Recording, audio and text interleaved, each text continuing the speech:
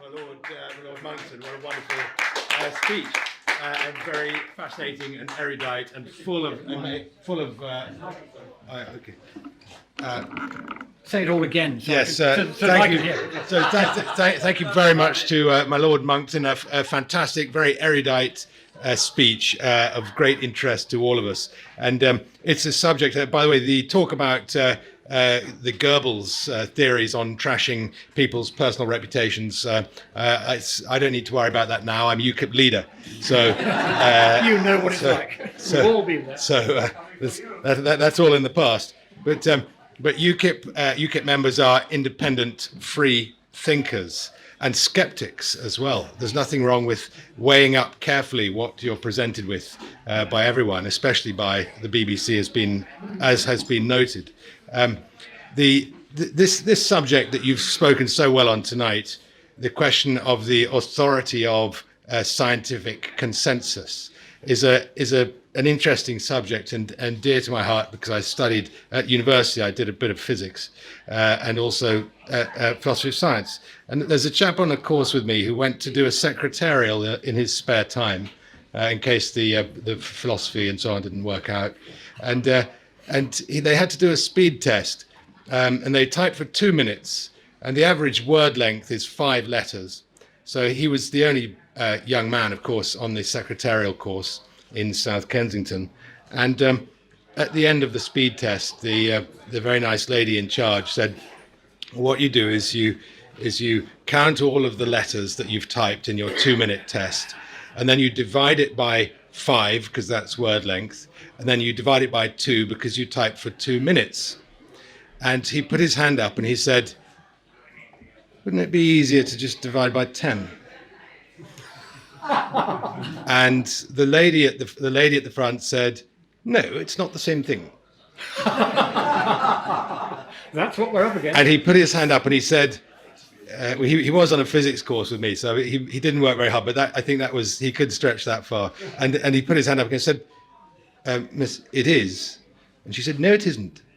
And so he came up to the front of the classroom in front of the other 20 secretarial students, and he got a calculator and he demonstrated to her, I think over a period of probably 10 or 15 minutes, that it was impossible for her to think of a number that if she divided it by 5 and 2, he couldn't get there quicker by dividing it by 10. And he had to demonstrate this many, many times. And after he had done that, she then turned to him and said, well, that's not the way we do it here. And now she has a senior job as a professor of climate science. So on this wonderful subject of the authority of science, the Stoic physicists, if you can call them that, 2,000 years ago, had a cosmogony, a theory of the universe. These days we have something called the Big Bang. Back then it was a little bit different, although you could apply the same name to it. The theory was that Zeus, the god of everything, ejaculated in the womb of Hera, the goddess of everything, and the resultant ectoplasm was this universe. And that was the Stoic cosmogony. You may call it a primitive and unscientific story for the generation of a universe. But there's lots of things unknown, of course, in our physics today. And Big Bang theory has had 3 serious experiments that have contradicted it, or many more, in fact. But they've had to introduce 3 big phenomena. The first one that was the big savior of the Big Bang theory was called dark matter. And the clue is in the name, dark matter. And it's the darkness that's important, because darkness doesn't really just mean dark, it means we can't measure it. In fact, we've got absolutely no indication that it's out there at all, but we better put it in there, because otherwise our theory is 97% wrong. And then they found that it was worse than that, because more experiments came to light, and they needed to invent another thing to keep the theory in accordance with data. And they invented something called dark energy. And dark energy, like dark matter, it's like dark matter, but it's even more elusive, because not only can you not detect it, But even if you could detect it, you couldn't really know it was there. That's why they called it dark energy. And again, so that just about kept the theory on track for a while. And then someone discovered an entire galaxy moving sideways faster than the speed of light. And at that point, they really panicked, and they invented something called dark flow. And nobody has the vaguest idea what dark flow is at all. I think the idea is that there are parts of the universe that are sort of moving in different directions, and that's no one knows why. It's totally random. Your local sewage works will tell you about dark flow. But this issue of the authority of science goes back a long way. And Pythagoras had many theories. One of his theories was something called antichthon. Antichthon was the counter-Earth.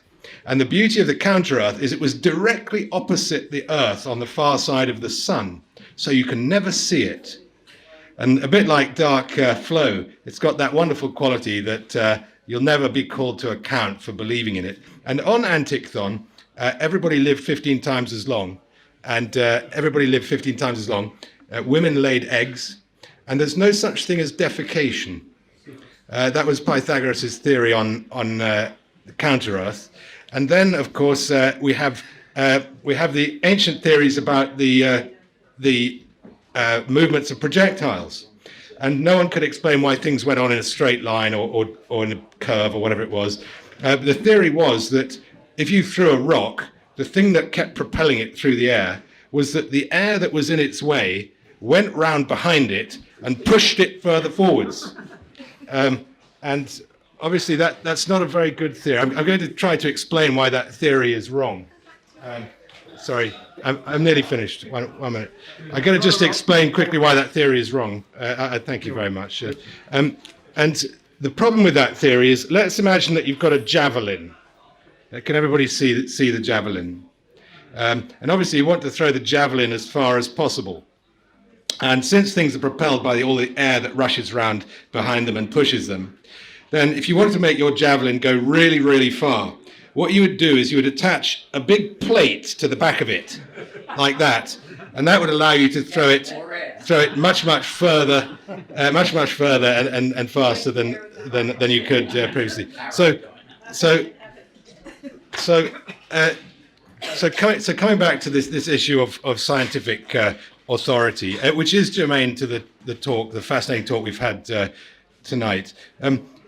Obviously, everyone knows about the phlogiston and the ether. Phlogiston was the thing that was given up when you burn things. You could see it coming off. You could do 100 different experiments demonstrating it. Even birthday cake candles prove that phlogiston exists, until someone measured the ash from a bit of burning and found that it was actually heavier than the thing had been before, and then they realized that nothing had come off. Then you've got the ether, the famous experiment on the ether, the Michelson-Morley experiment, where they discovered there was no ether. It was impossible to measure the speed at which light was traveling through the stuff that was out there, and the ether didn't really exist, and so on and so forth. The failures of science, we all know about them from history. When I was a young boy, scientists would go on the radio and the TV and worry greatly about the Ice Age. And when I was 8-10 years old, I was genuinely worried about the coming Ice Age. It was only a few years away.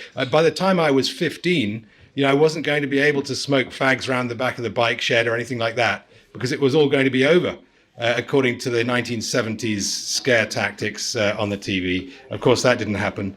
We all remember the moment in Orwell's 1984 when the people, in their rage against their great enemy, Oceania, suddenly find that Big Brother switches the hatred to their new opponent, East Asia, and it's done mid-sentence, and no one ever says anything about the fact that they're now fighting a whole new continent that has always been their enemy, and the previous enemy has been forgotten altogether.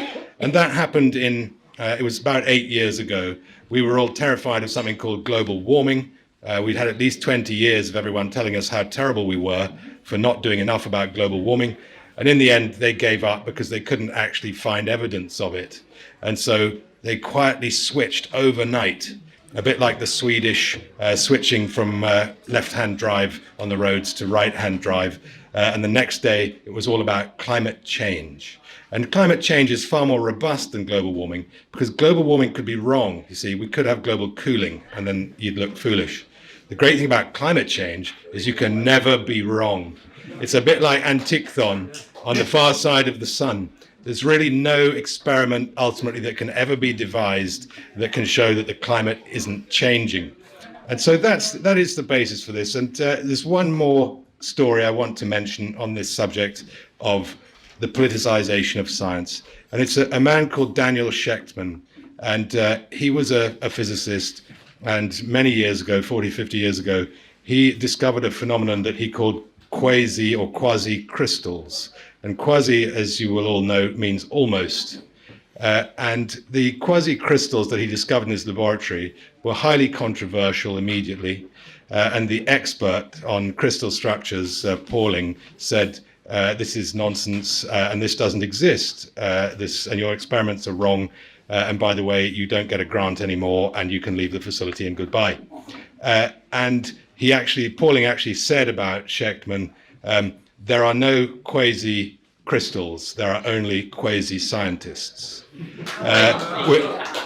or quasi-scientists, which was a terrible insult and put down, and essentially left Schechtman out in the long grass throughout most of his career.